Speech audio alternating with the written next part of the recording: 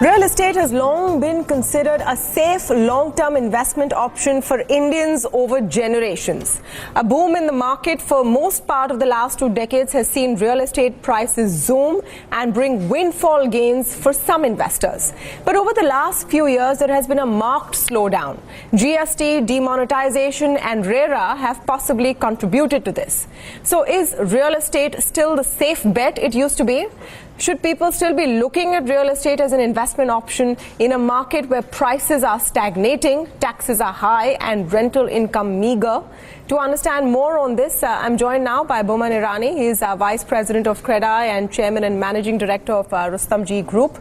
Anuj Puri, Chairman of Anarok Property Consultants, is also weighing in with his views. So we've got the top guys in the real estate market to give you their point of view on what's happening in the business. I'll start with Anuj. Anuj, is it all looking pretty dismal? Because people are used to seeing their investments in real estate pay back in a fairly short time of 3 to 5 years. Either the price of the property increases or the rental incomes are good. But there is more and more anecdotal evidence out there of people kind of feeling stuck with their investments.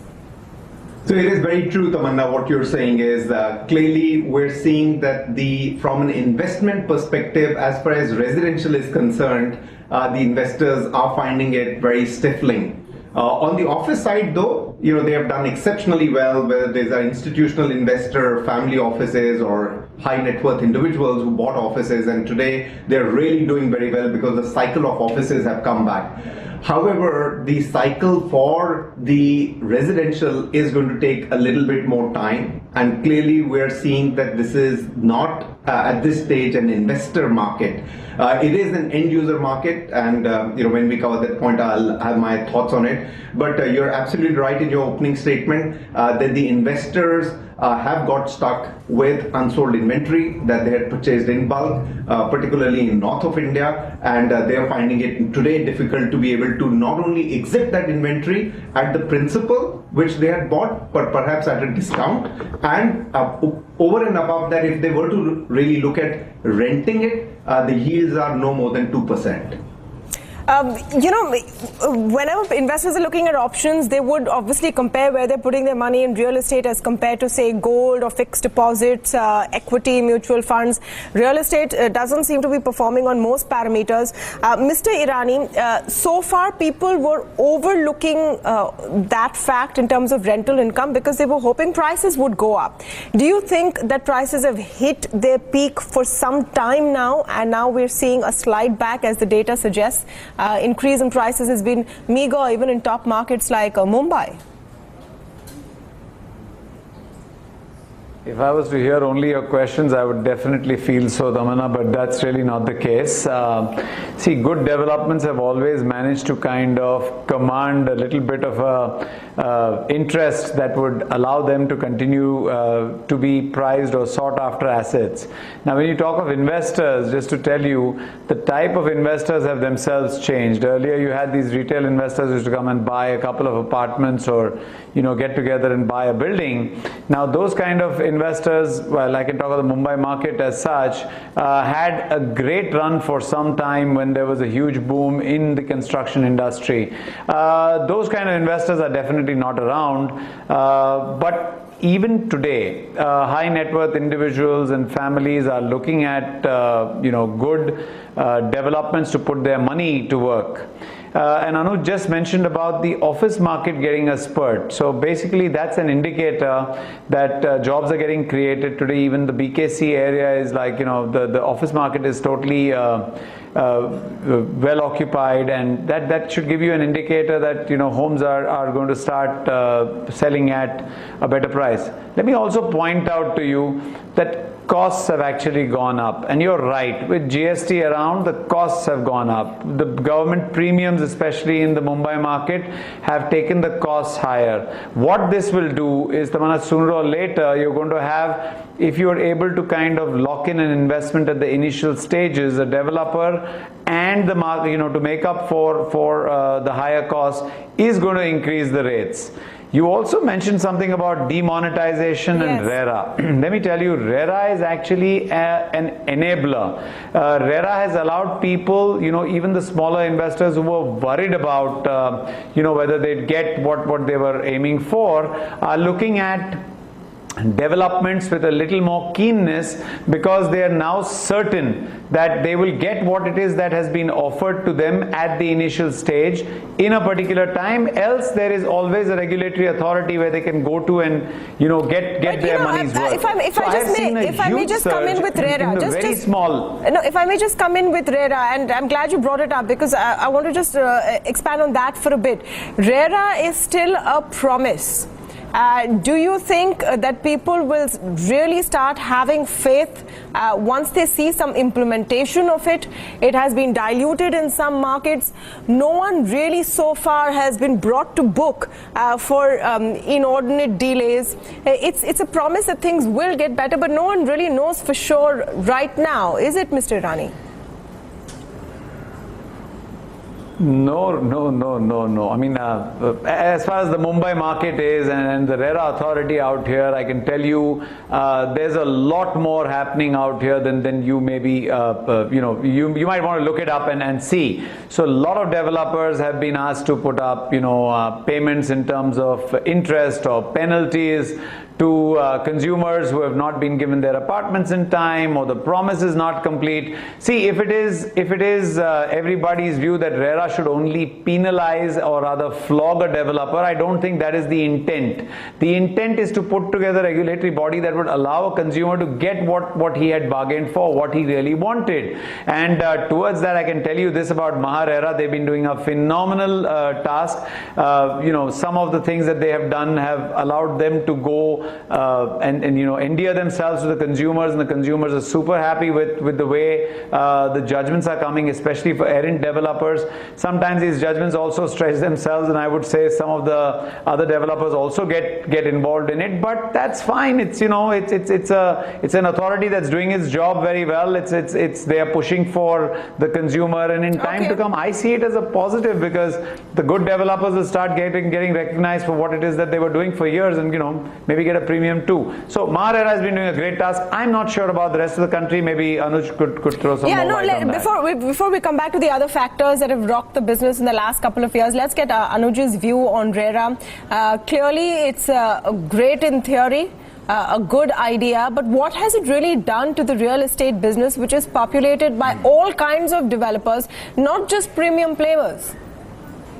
So, Tamanna, I'll continue from where Boman left. One is that RERA is fantastic, but that doesn't mean the rest of the country has got fantastic policies that they've implemented or guidelines on RERA. There has been dilution. You mentioned it. You can also see in many of the states where they have actually diluted RERA. The second I would say is, the consumer is just about to understand. They're just learning what this RERA is.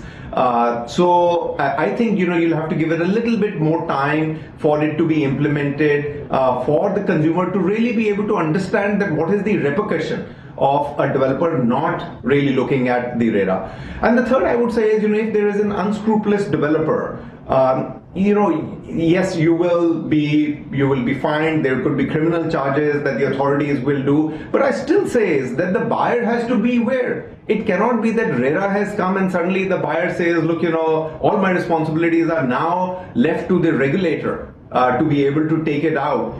Yes, the regulator will fine the developer, but ultimately I still think is that the buyer needs to be aware and says, these are the good developers, as Boman said is, and I'm happy to pay a little bit more premium to these developers, versus that these developers who may go to jail or may be fined, but ultimately, I want my house. I am not interested in them going to jail or, them getting fined. Yeah. So I still think is that, this is a little bit of misnomer that RERA is going to provide everybody semblance. I get your point, but I don't know practically to what extent each and every buyer will be able to check the antecedents of someone who's in the market. You assume if someone's in the market with, something to sell, that they have been been verified by the powers that be. But anyway, let's come back to what real estate offers for investors at this point, and whether it's a good idea or not, because that's where we started from. That's what our viewers probably want to know.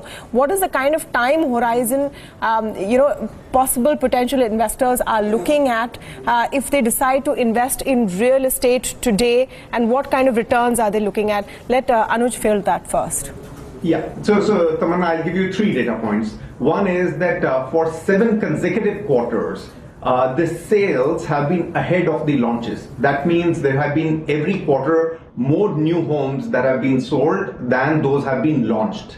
The second is, as a result of which, your unsold inventory sharply starting to come down, because every quarter there is more sale than the new launches, and hence the unsold inventory that had got built up over the last few years have each quarter started to really come down.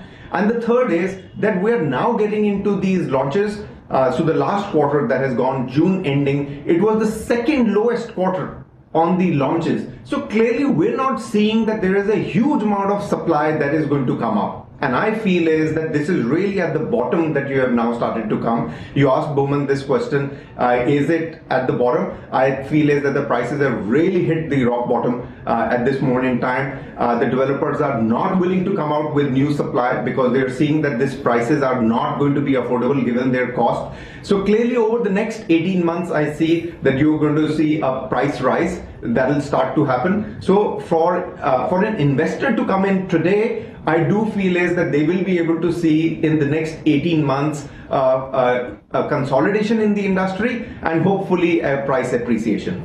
Would you agree with that, Mr. Irani, that the bottom has been hit? Because then what about all of that large unsold stock lying across top cities like Pune and Mumbai?